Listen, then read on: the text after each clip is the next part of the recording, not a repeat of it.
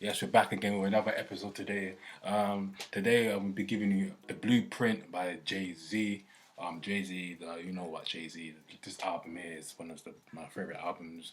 But yeah, Jayz is one of the biggest hip hop artists of all time. You know, look what he's doing today, you know about that. But yeah, let's go straight into it then today. So, The Blueprint, the sixth studio album by American rapper Jayz.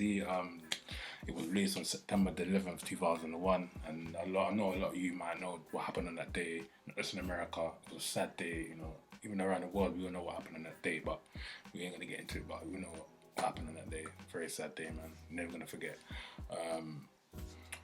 But yeah, the album was by Roc-A-Fella Records and Def Jam Recordings. It was set a week earlier than initially because of bootlegging's recordings. Obviously, a lot of albums back then used to get bootlegged and stuff prior weeks before the actual release, and that could have effect on the actual sales and stuff like that. The recordings took place at the Manhattan Studios in 2001. Also, the Baseline Studios in New York City as well, and also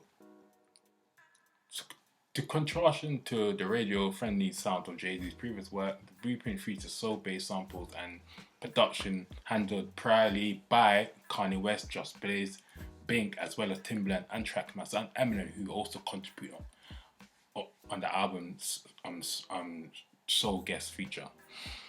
So yeah, man, it's true. Michael Jackson's also one of the executive producers as well for the album as well. Because also one of his songs contains samples. Hatred is Izzo Hova. Actually, that contains some from the Michael Jacksons as well.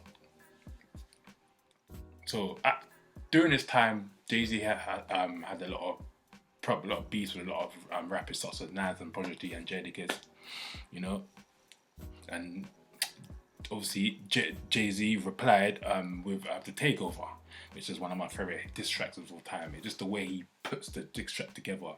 You know, he's not going in emotionally. He's firing back with intelligence and facts. And this is the way he puts it across. If you haven't never heard The Takeover before, you definitely have to listen to The Takeover. It's just not other diss tracks where man's just be emotional and shit, but not actually saying much. He said a lot. You know, that primarily that diss track was mainly towards them Nas, you know, and obviously Prodigy as well. But was mainly towards Nas. But definitely have to listen to that diss track, man. It's one of my favorite diss tracks of all time, period. I don't care what anyone says. Also the album sold 427 copies in its opening week. Debuted at number 1 on the US, holding the spot for 3 weeks as well. It was later certified 2 times platinum by the Rare Recordings of America. So this album here contains four singles as well. Izzo Hova, released August the 21st, 2001. 2, Girls, released on October the 2nd, 2001. Number 3, Jigga That Nigga, that was released on January the 29th, 2002. And 4, Song Cry, that was released on April 16th, 2002. Blueprint long tour. So JD did a tour for this album as well. In late August, Jay-Z announced on October tour in the small venues because of the 9/11 attacks that occurring on the same day. The album was released. The first 2 performances was rescheduled.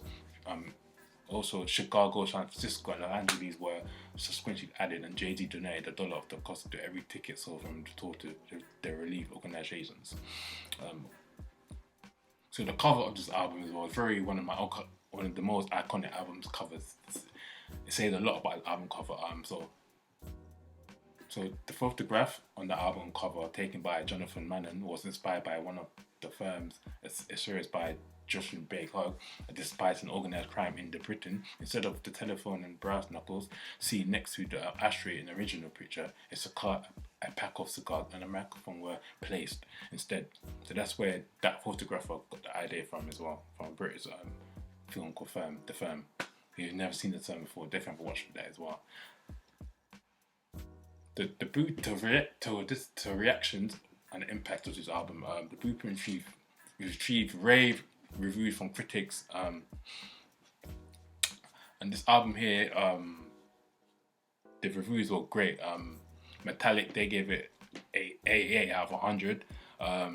The Source magazine, they gave a top rating of an 8 out of 10.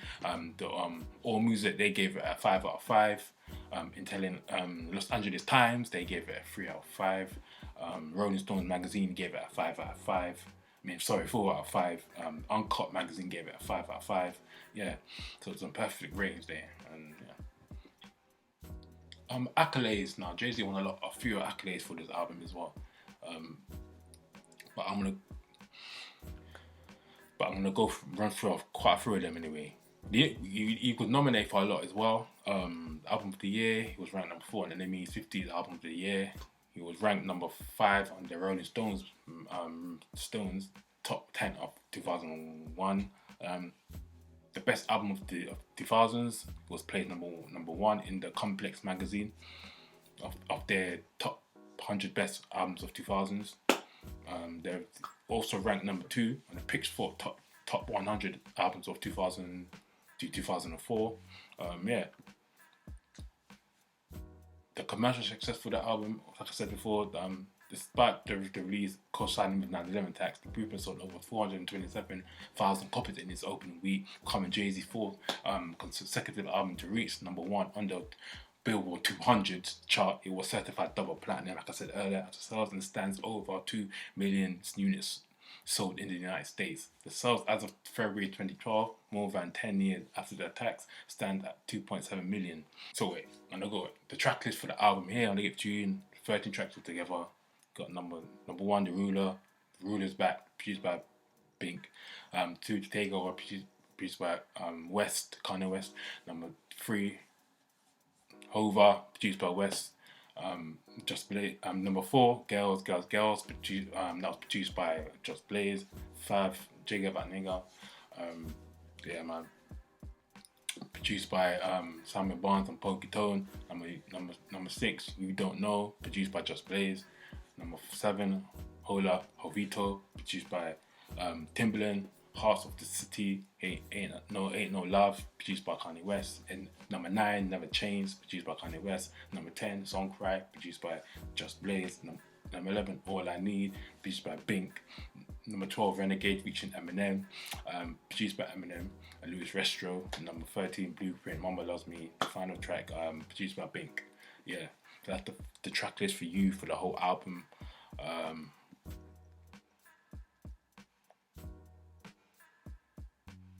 So I'm going to run through the chart positions as well for the album as well. It was the US top R&B hip hop album chart. It was number 1, peaked number 1, and the US Billboard 200 chart, the peaked number 1. The UK albums chart, the peaked number 30. The Swiss album chart, the peaked number 59. The Norwegian albums chart, the peaked at number 36 as well. The Canadian albums charts, it peaked number 3. The Dutch albums charts, they peaked number 51. Yeah, and yeah, so let me know in the comments why this is one of your favorite albums of all time. Let me know why it's one of your favorites, and yeah, this is one of my favorite albums. Just the way I love everything. The production of the album is crisp, it's top notch, as well as Jayz's lyrics, and everything that's put together was amazing. If you haven't listened to it, listen to it again. You know, all is gold in it. Never have you. If you haven't listened to the album, what are you doing, bro? Go listen to this album here. It's amazing, mate. Definitely an amazing album. Definitely worth. I'll give the album a 8 out of 10. But yeah, have listened to this album, and thank you for watching, and I'll see you again.